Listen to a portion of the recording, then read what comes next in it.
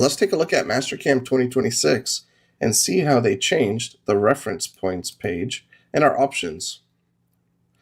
So as you can see, we have the same initial toolpath, but now we have a different look on our home and reference points page.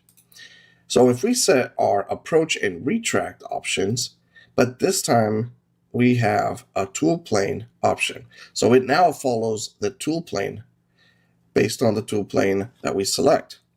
So if we set this one to absolute tool plane and then move our options down or copy our options downwards, notice that we are on the top, front, and front planes. I'm going to click OK. And notice how our tool position, or our home reference position, is set to that location. Now if I take this toolpath and copy it over, we need to change our plane over to back, back. So top, back, back. And then we also need to change our new chain direction and compensation direction to make sure we're clamp gutting and compensating on the correct side of our chain.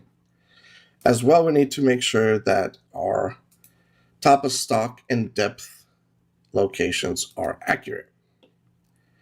Okay, now when we look at our home and reference positions, everything is set to be the same. If I click OK, notice that it transferred over and followed that tool plane to the correct reference position on that plane.